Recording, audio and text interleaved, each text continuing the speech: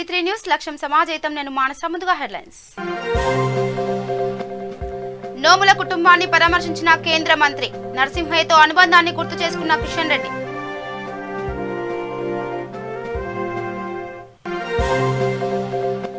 విజయవాడలో CPI party నేతలు ఆందోళన.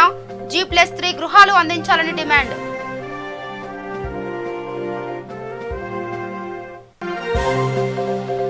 ఫారెస్ట్ అధికారులపై ఎమ్మెల్యే రేగా ఆగ్రహం. గిరిజనుల భూములు లాక్కుంటే ఊరుకోమని హెచ్చరిక.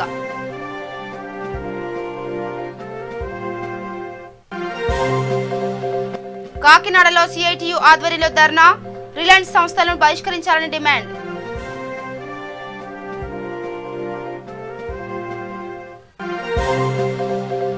ప్రకాశం జిల్లాలో గొర్రెల గుంపును ఢీకొట్టిన వాహనం. 18 గొర్రెల మృతి, 3 లక్షలకు పైగా నష్టం.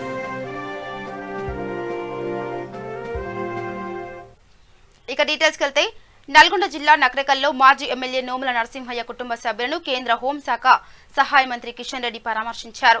నకరేకల్లోని ఆయన నివాసానికి చేరుకున్న కిషన్ రెడ్డి ముందుగా నోముల చిత్రపటానికి పూలమాలలు వేసి శ్రద్ధాంజలి ఘటించారు. అనంతరం నోముల నరసింహయ్య కుమారుడు భగత్తో మాట్లాడారు. నరసింహయ్యతో తనకున్న అనుబంధాన్ని పంచుకున్నారు. ఎవరికి భయపడకుండా బడుగు బలహీన వర్గాల కోసం ఆయన పనిచేశారని, ఆయన కుటుంబ సభ్యులకు నా ప్రగాఢ సానుభూతి తెలుపుతున్నానని అన్నారు.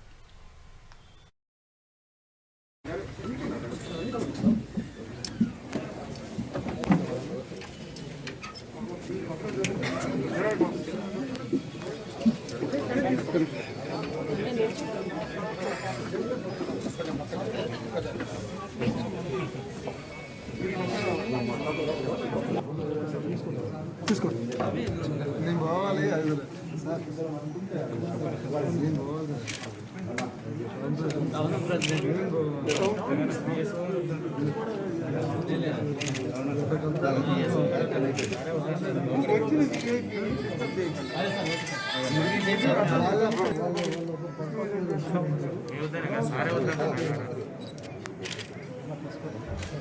ప్లీజ్ సార్, మీరు వచ్చేస్తారు.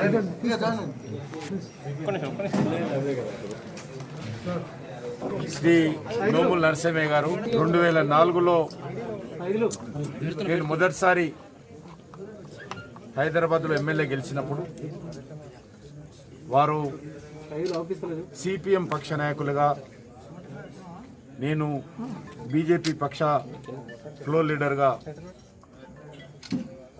పనిచేయడం జరిగింది. వారు ఉండేటువంటి నివాసం కూడా, నేను ఉండేటువంటి క్వార్టర్ ఏదైతే ఆఫీస్ ఉండేనో ఎదురెదురుగా 2 క్వార్టర్స్, ఎంట్రన్స్ కూడా కలిసి ఉండేది. అదేవిధంగా శాసనసభలో కూడా ప్రతిరోజు ఏం మాట్లాడాలి, ఆ రోజు ఉన్నటువంటి కాంగ్రెస్ పార్టీ ప్రభుత్వాన్ని ఏ రకంగా నిలదీయాలి అనేటువంటి విషయంలో మేముద్దరం ప్రతిరోజు ఉదయం మాట్లాడుకోవడము. శాసనసభలో మేము సిద్ధాంతాలు వేరైనప్పటికీ, పార్టీలు వేరైనప్పటికీ కూడా ప్రజా సమస్యల మీద ఇద్దరం కలిసి గలం ఇప్పేవాళ్ళము.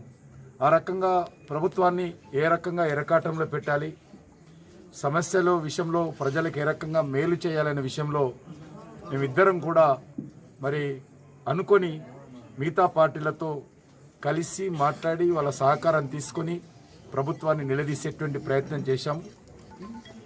2004 నుంచి పరిచయమైనటువంటి మేము చివరి వారు స్వర్గస్థులు అవుతారన్నటువంటి 4-5 గంటల ముందు, అంటే రాత్రి 11 గంటలకు కూడా వారు నాతోటి మాట్లాడడం జరిగింది.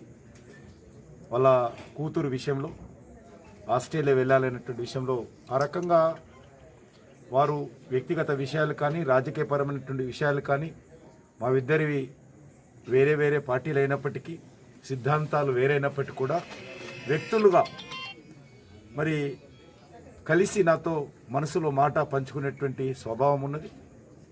వారు శాసనసభలో నేను మరి బీజేపీ పక్ష నాయకులుగా ఉన్నప్పుడు పేద ప్రజల పట్ల, బడుగు బలైన వర్గాల ప్రజల పట్ల, ముఖ్యంగా చేతి వృత్తుల పట్ల చాలా ఆయన ఒక అమోఘమైనటువంటి ఒక చేయాలి తపన, ఒక కమిట్మెంట్, వాళ్ళకు సేవ చేయాలనే కమిట్మెంట్ ఉండేది. ముఖ్యంగా చేతి వృత్తుల ప్రజలు ఎవరైతే ఉంటారో వారు ప్రతి విషయంలో ప్రభుత్వాన్ని నిలదీయడము చాలాసార్లు చూడడం జరిగింది.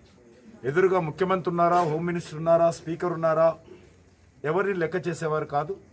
ప్రజా సమస్యల మీద నిలదీసేటువంటి ఒక మంచి స్వభావం, ధైర్యంతో కూడినటువంటి స్వభావము నోముల నరసింహయ్య గారికి ఉండేది. ఆ రకంగా వారిని చూసి కూడా నేను కొంత ఏ రకంగా ప్రజా సమస్యల మీద మరి మనం కమిట్మెంట్తో ఉండాలనేటువంటి భావన, నేను కొత్తగా శాసనసభ్యుడిగా నేను 2004లో వచ్చాను. వారు అంతకుముందే శాసనసభలో వారికి అనుభవం ఉన్నది కాబట్టి ఆ రకంగా ఒక ప్రతిపక్షంలో ఏ రకంగా పాత్ర పోషించాలనే విషయంలో నేను నోముల నరసింహయ్య గారి దగ్గర కూడా నేర్చుకున్నాను.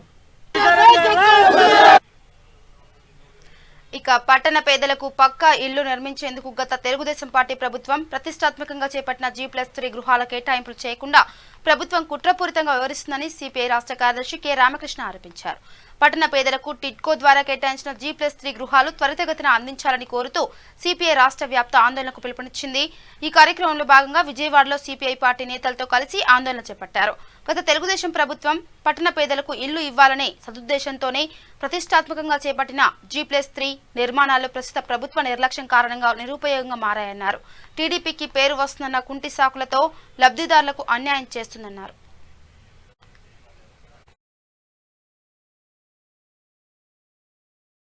కార్యక్రమంలో భాగంగా టిడ్కో లబ్ధిదారులందరికీ ఎవరైతే విజయవాడ నగరంలో 11,500 మంది డిపాజిట్లు కట్టారో వారందరికీ రాజకీయ వివక్షత లేకుండా, ఎటువంటి రాజకీయ కక్షలు లేకుండా పేద ప్రజలందరికీ కూడా డిపాజిట్లు కట్టిన వాళ్ళందరికీ కూడా రూపాయికే ఇల్లు రిజిస్ట్రేషన్ చేయమని చెప్పేసి జగన్మోహన్ రెడ్డిని డిమాండ్ చేస్తున్నాం. అలాగే డిసెంబర్ 25వ తారీఖున ఇల్లు ఇస్తామని చెప్తున్నారు. కానీ అక్కడికి వెళ్తే కనీసం ఈనాటికి కూడా అవసరమైతే మీడియా సాక్షిగా చెప్తున్నాము, ఈ సందర్భంగా ప్రజల సాక్షిగా ఒక కరెంటు కానీ, ఒక డ్రైనేజీ కానీ, ఒక మంచినీరు కానీ, ఒక రోడ్లు కానీ లేనటువంటి పరిస్థితి. కాబట్టి ఇల్లు ఎవరికి ఇస్తారు? ఇల్లు ఏం చేసుకోవాలి? పట్టాలు తీసుకుని. అలాగే ఉపయుక్తమైన పట్టాలు, ఇళ్ల స్థలాలు ఇస్తామంటున్నారు, స్వాగతిస్తున్నాం. కానీ ఉపయుక్తమైన పట్టాలు, కన్వెన్స్ పట్టాలు ఇవ్వకుండా డిఫారం పట్టాలు ఇవ్వటం అనేటువంటిది 20 సంవత్సరాల వరకు కూడా పట్టాకి వాల్యూ లేనటువంటి పరిస్థితుల్లో ఈ రోజున ప్రాథమిక వసతులు కలగజేయాలని చెప్పి కృష్ణా జిల్లా కలెక్టర్ గారికి సిపిఐ విజయవాడ నగర సమితి ఈ రోజున కార్యక్రమం తీసుకోవడం జరిగింది. కాబట్టి మా పోరాటం కొనసాగుద్ది. ఈ పోరాటంలో ఈ టిడ్కో ఇల్లు కేటాయించేంత వరకు అవసరమైతే 2వ దశ పోరాటానికి కూడా 25వ తారీఖు తర్వాత విజయవాడ సిపిఐ నగర సమితి సిద్ధంగా ఉందని చెప్తూ రామకృష్ణ గారిని మాట్లాడవలసింది. ఇవాళ రాష్ట్ర ప్రభుత్వము తాను ఇచ్చిన వాగ్దానాన్ని లెక్క చేయకుండా దాన్ని ఉల్లంఘించింది కాబట్టి మరోమారి ఈ పోరాటానికి శ్రీకారం చుట్టడం జరిగింది. నవంబర్ 16వ తేదీ మేము ఇల్లు ఆక్రమిస్తామన్నప్పుడు నవంబర్ 15వ తేదీ రాష్ట్ర వ్యాప్తంగా మున్సిపల్ కమిషనర్లు, జిల్లా కలెక్టర్లు వాళ్ళందరూ కూడా స్పష్టంగా ప్రకటించారు, టిడ్కో ఇళ్ళన్నీ కూడా లబ్ధిదారులకు అందజేస్తాం, ఈరోజు మీరందరూ కూడా గందరగోళ పడొద్దని చెప్పి వారు రిటర్న్ స్టేట్మెంట్లు ఇచ్చారు. కొంతమంది ప్రెస్ మీట్ పెట్టి కూడా చెప్పడం జరిగింది. కానీ ఇవాళ మేము క్షేత్రస్థాయిలో విచారిస్తే ఎక్కడ కూడా నాకు తెలిసినంతవరకు రాష్ట్రంలో ఉన్న 13 జిల్లాల్లో ఏ ఒక్క దగ్గర కూడా పనులు జరగడం లేదు. వారికి వాటర్ కనెక్షన్ ఇవ్వాలా, కరెంటు కనెక్షన్ ఇవ్వాలా, డ్రైనేజ్ ఏర్పాటు చేయాలా, అన్నిటికంటే ముఖ్యంగా రోడ్ సౌకర్యం కూడా కల్పించడం లేదు. కాబట్టి వాళ్ళ ప్రభుత్వాన్ని మేము డిమాండ్ చేస్తూ ఉన్నాం. మీరు మీ వాగ్దానాన్ని ధిక్కరించారు. ముఖ్యమంత్రి జగన్మోహన్ రెడ్డి గారు ప్రకటించిన తర్వాత కూడా ఇప్పటి వరకు రాష్ట్ర స్థాయిలో ఏజెన్సీ ఫిక్స్ చేయకుండా, పనులు అప్పజెప్పకుండా టిడ్కో లబ్ధిదారుల పట్ల ఈ ప్రభుత్వం నిర్లక్ష్య వైఖరి ప్రదర్శిస్తూ ఉంది. అందుకోసం ఇవాళ మేమందరం కూడా పాదయాత్ర చేపట్టాం. అదేవిధంగా డిసెంబర్ 25వ తేదీ నాడు నీవు ఇళ్ల స్థలాలు ఇస్తామంటా ఉన్నారు. ఆ సందర్భంలో మేము ప్రభుత్వాన్ని కోరుతున్నది ఒక్కటే, ఇవాళ శాశ్వతంగా ప్రజలకు పరిష్కారం కావాలని కోరుకుంటా ఉన్నారు. ప్రభుత్వం 7,000 కోట్ల రూపాయలు ఖర్చు పెట్టి 50-60 వేల ఎకరాల భూములు సేకరించిన తర్వాత మీరు అనర్హులైన వాళ్ళ అర్హత లేని వాళ్ళకు మీరు ఇవ్వడానికి ప్రయత్నం చేస్తూ ఉన్నారు తప్ప నిజమైన అర్హులైన వాళ్ళకి మీరు ఇస్తే ప్రతి ఒక్కరికి కూడా 2 సెంట్ల భూమి ఇవ్వడానికి అవకాశం ఉంది. ఆ రకంగా ఇవ్వాలి. 2 సెంట్లు ఇచ్చి డబుల్ బెడ్రూమ్ ఇళ్ళు నిర్మించి ఇవ్వాలని చెప్పి కూడా ప్రభుత్వాన్ని కోరుతా ఉన్నాం. ఆ దిశగా కూడా ఈ ప్రభుత్వం పైన ఒత్తిడి తెస్తా ఉన్నాం. ఈరోజు ముఖ్యమంత్రి జగన్మోహన్ రెడ్డి గారు తాను ఇచ్చిన వాగ్దానాలు నెరవేర్చడానికి ముందుకు రావాలని చెప్పి ఈ సందర్భంగా పాదయాత్ర సందర్భంగా విజ్ఞప్తి చేస్తాం. ఫారెస్ట్ అధికారులపై Telangana chief whip Pinapaka MLA Rega Kantharao ఆగ్రహం వ్యక్తం చేశారు. భద్రాద్రి కొత్తగూడెం జిల్లా పనిపాక పరిధిలోని భూముల్లో గత 20 సంవత్సరాలుగా గిరిజనులు సాగు చేస్తున్నారు. అయితే అధికారులు జాయింట్ సర్వే చేయకుండా రైతుల నుండి భూములు లాక్కున్నారు. రైతుల నుండి బలవంతంగా భూములు లాక్కోవడం దుర్మార్గమైన చర్య అని మండిపడ్డారు. ఎమ్మెల్యే గిరిజన భూములను స్వాధీనం చేసుకుంటే ఊరుకునేది లేదని హెచ్చరించారు. జాయింట్ సర్వే ప్రకారం రైతులకు హక్కు కల్పిస్తామని, ఎవరూ ఆందోళన చెందకూడదని భరోసా ఇచ్చారు.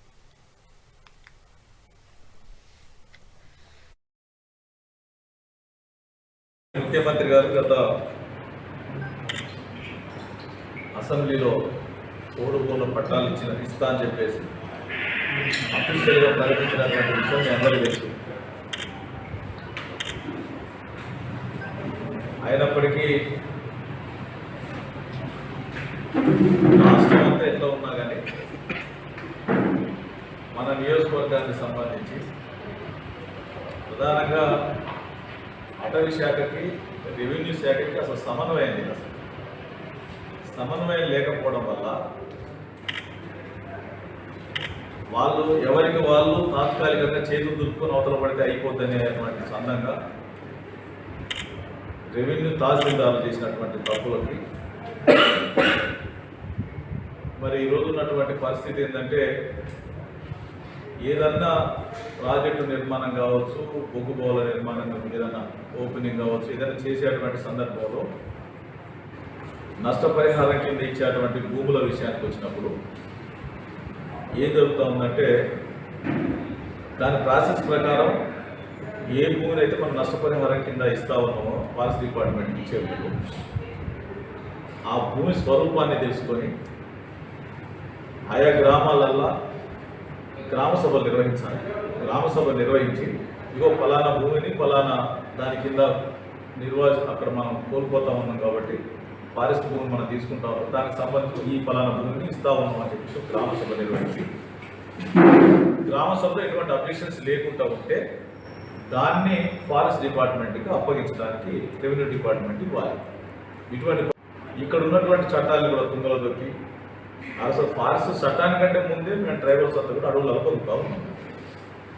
తర్వాత ఫారెస్ట్ చట్టాలు వచ్చినాయి, తర్వాత పార్లమెంట్లో చట్టాలు చేసుకున్నాం. అసలు మేము ముందు అడవులలో బతికేటువంటి వాళ్ళనే నిర్వాసితులు చేస్తూ ఉండాలి. ఫారెస్ట్ వాళ్ళ దురహంకారంతో చూడండి, ఒకసారి ఆలోచించండి. ఇప్పుడు అంటే వీళ్ళ ద్వారా ఎట్లుందంటే మనం చెప్తున్న పరిస్థితి లేదు. అయినప్పటికీ కూడా నేను కలెక్టర్ గారిని రిక్వెస్ట్ చేసి కలెక్టర్ గారితో ఒక 5-6 సర్వేలను కూడా మనం డిక్టేషన్ ఇచ్చి అందరు కలిసి సమన్వయంతో కూర్చొని ఎక్కడెక్కడైతే కొన్ని సర్వే నెంబర్లు ఇచ్చాను నేను వాళ్ళకి. ఆ సర్వే నెంబర్లలో మనం ఒక క్లారిటీకి వచ్చి ఫస్ట్ పర్మనెంట్గా ఒక గెట్టు పెడితే ఆ బౌండరీ ఫిక్స్ చేసుకుంటే మనం ఇక ఫ్యూచర్లో ఎప్పుడు కూడా ఇటువంటి ఉండదు. ఇక ఫారెస్ట్ బౌండరీ అయిపోతుంది, రెవెన్యూ బౌండరీ అయిపోతుంది, మనకి ఆ బాధలు ఉండవు. మనకి పర్మనెంట్గా కొత్తగా ఇదే పని ఫారెస్ట్ పంచాయతీ తప్ప వేరే పంచాయతీ పరిస్థితి గ్రామాల్లో. అటువంటి పద్ధతి మంచిది కాదు. మీరు కూడా గౌరవంగా ఉండాలి, ఉద్యోగులు కాబట్టి మీరు కూడా గౌరవంగా ఉండాలి, మా ప్రభుత్వ ఇంట్రెస్ట్ కూడా కాపాడాలి అని చెప్పేసి ఎంత ఓపికతో చెప్తూ కూడా వాళ్ళు పెడచెవిన పెడతా ఉన్నారు. పోడు భూములకు సంబంధించి తూర్పు గోదావరి జిల్లా కాకినాడలో రిలయన్స్ స్మార్ట్ మాల్ ఎదురుగా సిఐటియు ఆధ్వర్యంలో ఆందోళన చేపట్టారు. దేశ సంపదను దోచుకుంటున్న రిలయన్స్ సంస్థ ఉత్పత్తులు, మాల్స్ ను ప్రజలంతా బహిష్కరించాలని కోరారు. ఈ సందర్భంగా వారు మాట్లాడుతూ స్వాతంత్ర పోరాటంలో విదేశీ వస్తువు బహిష్కరించిన జరిగిందని గుర్తు చేశారు. రిలయన్స్ ఉత్పత్తులు, మాల్స్ ను బహిష్కరిస్తే దేశాన్ని కార్పొరేట్ల బారి నుండి కాపాడుకున్నట్లే అని తెలిపారు. ప్రతి భారతీయుడు రైతుల పోరాటానికి అండగా నిలబడాలని విజ్ఞప్తి చేశారు. ఢిల్లీ పరిసర ప్రాంతాల్లో 5 రాష్ట్రాల నుంచి రైతులు గత 15 రోజుల నుంచి తీవ్రమైనటువంటి నిర్బంధం సమ్మె చేస్తూ ఉన్నారు. ఏవో కంటికి చర్యలుగా 3 బిల్లుల మీద సవరణలు తప్ప నిర్దిష్టమైనటువంటి పద్ధతులు పాటించినందున రైతులు నిర్బంధంగా తిరస్కరించారు ప్రభుత్వ ప్రతిపాదనని. ఈ రోజున కేంద్రంలో అధికారంలో ఉన్నటువంటి నరేంద్ర మోడీ ప్రభుత్వం ఆదాని, అంబానీ ఆస్తుల్ని పెంపుదల చేయడానికి ఈరోజు భారతదేశంలో ఉన్నటువంటి ప్రభుత్వ సంస్థ అంతా కూడా కట్టబెడుతున్నారు. ముఖ్యంగా ఈ 3 బిల్లుల ద్వారా, మొదటి బిల్లు ద్వారా మొత్తం నిల్వ సామర్థ్యం నియంత్రణని పూర్తిగా ఎత్తివేశారు. నిత్యావసర సరుకుల నుంచి ఉల్లిపాయ బంగాళాదుంపను తప్పించారు.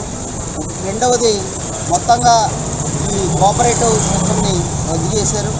నాలుగవది మొత్తంగా మూడవది ఈ వ్యవసాయ రంగాన్ని కార్పొరేట్ రంగానికి అప్పచెప్పడం అనేది. ఇటువంటి దుర్మార్గమైన చట్టాలు ఈరోజు మళ్ళీ అమల్లోకి వస్తే పేద ప్రజలు ఈవేళ కూర లేకపోతే ఉల్లిపాయలు నంచుకుని గంజి అన్నం తినే పరిస్థితులు మన భారతదేశంలో నీటికి ఉన్నాయి. దీన్ని కూడా గుర్తించకుండా ఈరోజు భారత ప్రభుత్వం రాష్ట్రాల హక్కుల్ని కాలరాసి చాలా దుర్మార్గమైనటువంటి కార్యక్రమం చేస్తుంది. కాబట్టి రైతులకి మద్దతుగా రిలయన్స్ మార్ట్లో వస్తువులు ఏవి కూడా కొనకూడదని, మొత్తంగా రిలయన్స్ మాల్స్ని సంస్థల్ని బహిష్కరించాలని ప్రకాశం జిల్లా చినగంజాం మండలం మోటుపల్లి సమీపం జాతీయ రహదారిపై విషాదం చోటు చేసుకుంది. రహదారిపై వెళ్తున్న గొర్రెలపై గుర్తు తెలియని వాహనం ఢీకొట్టడంతో 18 గొర్రెలు మరణించాయి. అందులో కొన్ని ప్రాణాలతో కొట్టుమిట్టాడుతున్నాయి. సుమారు 3 లక్షలకు పైగా నష్టం వాటిల్లిందని వాటి యజమాని మోటుపల్లికి చెందిన వడ్లమూడి నాగరాజు తెలిపాడు. సంఘటన స్థలానికి చేరుకున్న చినగంజాం పోలీసులు కేసు నమోదు చేసుకుని విచారణ చేపట్టారు.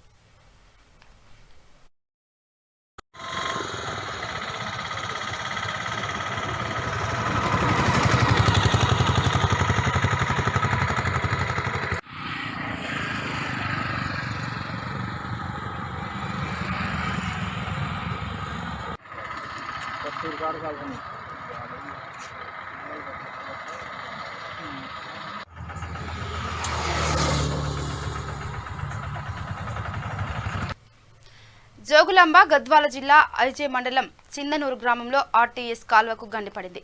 దీంతో నీళ్లు వృధాగా ప్రవహిస్తున్నాయి. నీటిలో పెద్ద ఎత్తున ఫ్లోరిన్ ఉండటంతో పొలాలకు తీవ్ర నష్టం జరుగుతుందని అధికారులు తక్షణమే చర్యలు తీసుకోవాలని స్థానికులు కోరుతున్నారు.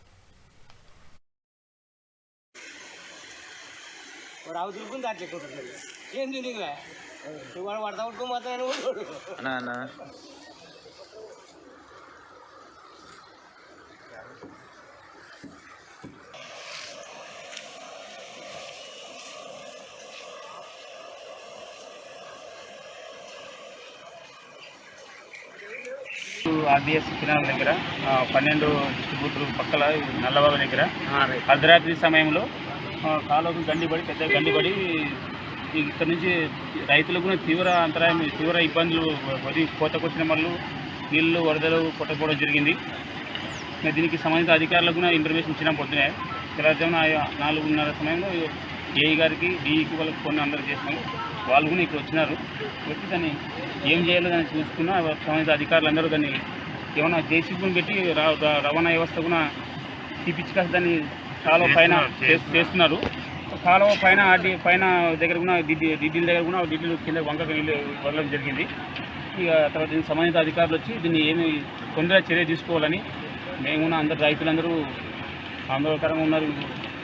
పంటగా చేతికొచ్చిన పంట నీళ్ళలో పట్టకపోవడం జరిగింది. ఆదిలాబాద్ జిల్లా కౌటా గ్రామానికి చెందిన కాంగ్రెస్ పార్టీ సీనియర్ నాయకులు సుద్దాల రాజేశ్వర్ మీడియా సమావేశం ఏర్పాటు చేశారు. తెలంగాణ రాష్ట్ర కాంగ్రెస్ పార్టీ అధ్యక్ష పదవిని కోమటిరెడ్డి వెంకటరెడ్డికి ఇవ్వాలని ఈ సందర్భంగా ఆయన కోరారు. కాంగ్రెస్ పార్టీని తెలంగాణ రాష్ట్రంలో ముందుకు తీసుకువెళ్లే నాయకులు వెంకటరెడ్డి అని అన్నారు. ఈ కార్యక్రమంలో కొత్తూరి గంగయ్య, దేవేందర్, పాలెపు భూపతి, గడ్డం ఎర్రన్న, పోషెట్టి సాయన్న తదితరులు పాల్గొన్నారు.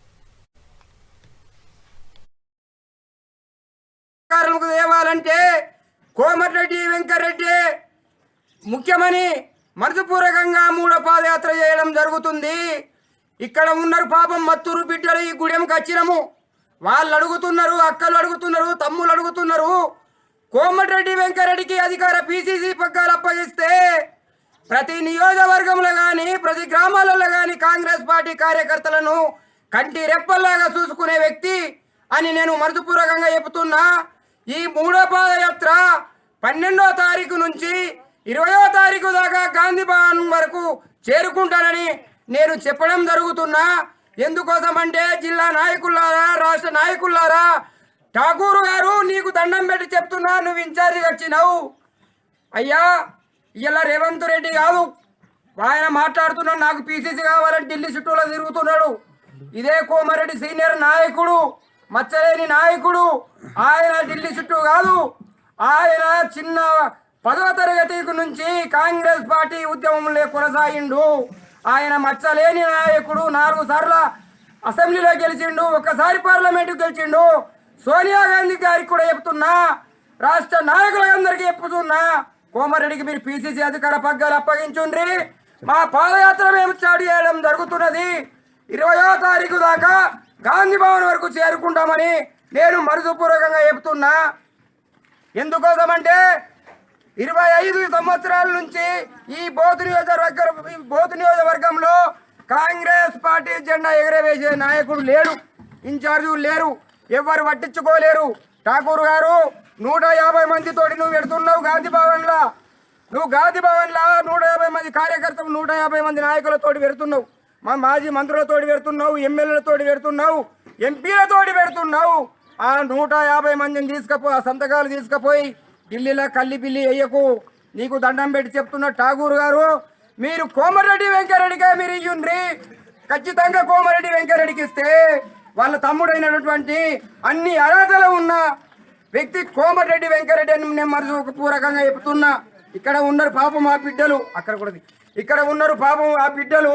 ఎందుకోసం అంటే రామజిల్కల్లాగా పలకరిస్తున్నారు కోమరెడ్డి వెంకరెడ్డి పీసీసీ వస్తున్నదని. అంటే బోత్ మండల్ కౌటా గ్రామం నుంచి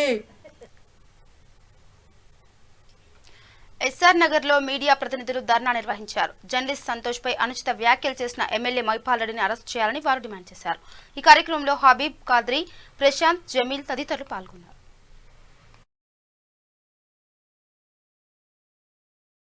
వార్తా రాస్తే మమ్మల్ని చంపేస్తారా? నీతి నిజాయితీ గొంతుని పిచ్చుకలేరు. మీలాగా చాలా మంచి రాజకీయ నాయకులు వచ్చారు. గతంలో చూపిస్తున్నాను, కేంద్రంలో ఢిల్లీలో పెద్ద పెద్ద మంత్రులు మీడియాపై ఎవరెవరు దాడి చేశారు. ఈరోజు వాళ్ళ పార్టీ కాదు, వాళ్ళకి గుర్తింపు లేకుండా పోయింది. అందుకోసం దయచేసి అన్ని పార్టీకి చెందిన ప్రతి ఒక్క పార్టీ చెందిన ఎమ్మెల్యేలు, ఎంపీలు, మంత్రులు, మరి కార్పొరేటర్లు, లీడర్లు మా మీడియా మీద దాల్పడండి. అనవసరంగా మాపై చూసులు పెట్టాలా, కొట్టేస్తాను, చంపేస్తాను. మేము ఆల్రెడీ చనిపోయి ఉన్నాం. మమ్మల్ని ఏం చంపుతారు మీరు? మీకేమైనా ఆశం? మా గన్మ్యాన్ లేడు, పోలీస్ లేదు, ఎవరు లేదు. మేము అర్ధరాత్రి ఒంటరిగా వెళ్తాం, ఒంటరిగా వస్తాం. భయం మీకుంది, మాకెందుకు భయం? దయచేసి మీరందరూ అర్థం చేసుకోవాలా మా బాధల్ని. మళ్ళీ మా ఏరియా రిపోర్టర్స్ అందరినీ, అన్ని channels, print media, electronic media, social మీడియాకి మీరు అక్రిడిటేషన్ కూడా ఇవ్వాలా. ఈరోజు చదువు లేకుండా మా పిల్లలు ఎక్కడ వెళ్ళిపోతున్నారు. మేము ఉదయం, రాత్రి, చలికాలం, ఎండాకాలం, పండుగలు అన్నీ చేసి మేము ప్రజలతో ఉండి ప్రజల్లాగా మీ అభివృద్ధి ప్రోగ్రామ్స్ కానీ మీ స్కీమ్స్ ప్రజల దాకా తీసుకెళ్తాం. ఈరోజు మా గొంతు తీసుకోవాలా, మాపై దాడి చేయాలా, ఇది ఇంతదాకా న్యాయమని నేను అడుగుతున్నాను. దయచేసి ముఖ్యమంత్రి కేసీఆర్ గారు తప్పకుండా ఎలాంటి ఎమ్మెల్యేలపై మీరు చర్య తీసుకోవాలా, లేకుంటే రాబోయే రోజుల్లో మీ పార్టీకి చాలా నష్టమయ్యే అవకాశం ఉంది. తెలంగాణ మూమెంట్లో మా ఎన్నో జర్నలిస్టులు యావత్ తెలంగాణలో ఆందోళనలో కానీ కవరేజ్లో కానీ ముందు అడుగుగా ఉండి మీకోసం పోరాడినాం. కానీ ఈరోజు మా పరిస్థితి ఎలా ఉంది? దయచేసి మీకు దండం పెడుతున్నాము. మా మీద కొంచెమైనా జాలిపడి మాకు డబుల్ బెడ్రూమ్ ఇల్లు కాదు, జర్నలిస్టులు కాలనీ ఇస్తారన్నారు. ఆ కళ కూడా మంచి కళ ఉండే. ఆ బెడ్రూమ్లు రాలేదు, ఇల్లు రాలేదు, చదువు రాలేదు. కానీ ఎవరెవరు ఎమ్మెల్యే గారికి కోపం వస్తుంది మా మీద అంటే వార్తా రాస్తే కాదా? దయచేసి మేము మీలాగా మనుషులమే. మాకు 2 కాళ్ళు ఉన్నాయి, 2 చేతులు ఉన్నాయి. మీ దగ్గర ఏసీలో, మీరు ఏసీ గదిలో కూర్చొని ఏసీ కార్లో తిరుగుతారు, మేము 2 వీలర్ మీద అంతే. మాకు మీకు తేడా. మేము నీతి నిజాయితీ కోసం పోరాడతారు, మీరు ఆస్తుల కోసం పోరాడతారు. ప్రజల సమస్యల మీద ఎప్పుడైనా రిపోర్టర్ని నిలదీశారా? అంటే ప్రజల సమస్యలు కానీ ప్రభుత్వ భూమిని రాష్ట్ర మమ్మల్ని చంపేస్తారా? ఏదైనా కానీ आप लाख भी झूठ बोलो, सच सच होता है, झूठ झूठ होता है. मैं आपसे अदबन गुजारिश कर रहा हूँ कि महिपाल रेड्डी साहब जो एमएलए पटेल जरूर उनके खिलाफ कड़ी से कड़ी कार्रवाई करें, हमारे जर्नलिस्ट को इंसाफ दिलाए, महफूज रखें.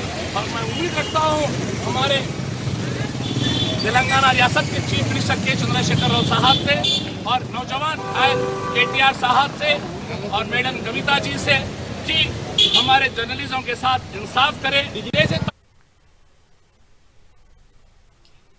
ఈ ఇక నోట్ల కట్టలు ఉండాల్సిన చోట నాగుపాము దాక్కుంది.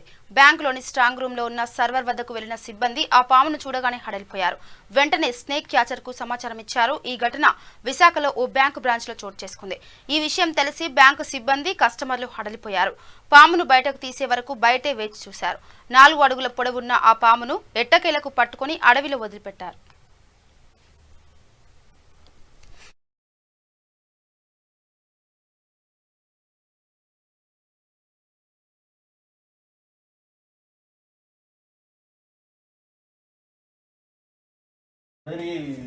సర్వర్లో పాము చూడండి అంటే మేమే ఇప్పుడు కరెంట్ ఆగిపోయిందని చూస్తున్నాం అన్నమాట అందులోనే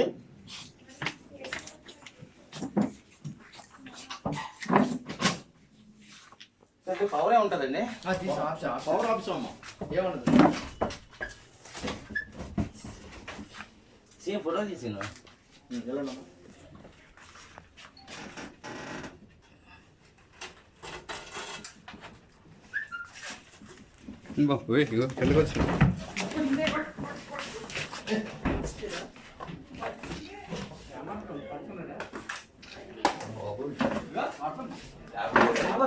కలిసిపోతాయి వీడియో వీడియో వచ్చేస్తున్నా సీను. నేను ఫోటో తీస్తాను.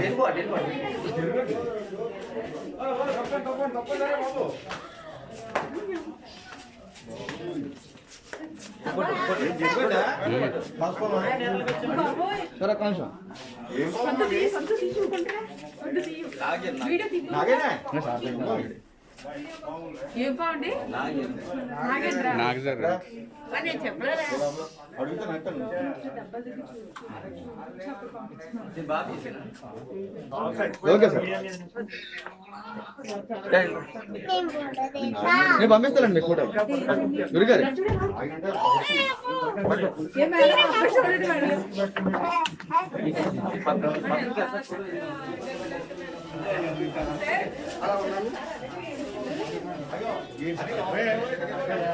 కవర్ అంటే ఉన్నాము కవర్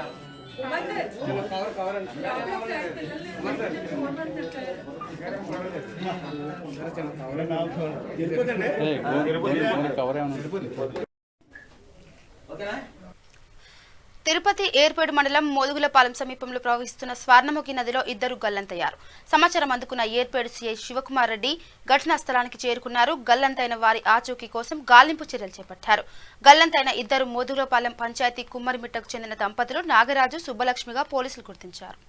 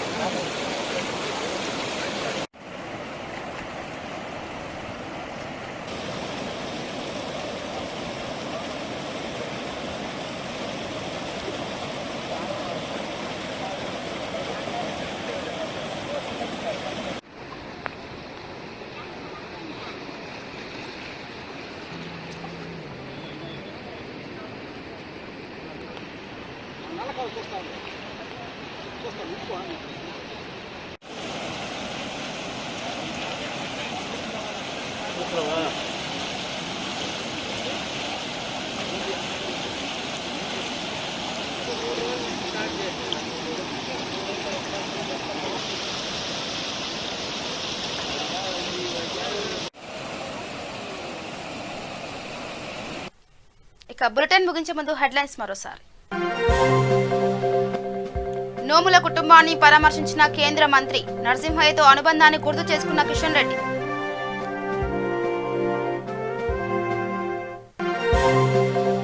విజయవాడలో సిపిఐ పార్టీ నేతల ఆందోళన, G+3 గృహాలు అందించాలని డిమాండ్.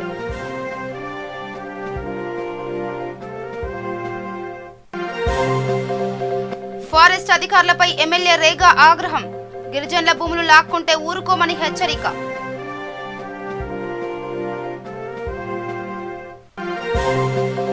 కాకినాడలో సిఐటియు ఆధ్వర్యంలో ధర్నా, రిలయన్స్ సంస్థలను బహిష్కరించాలని డిమాండ్.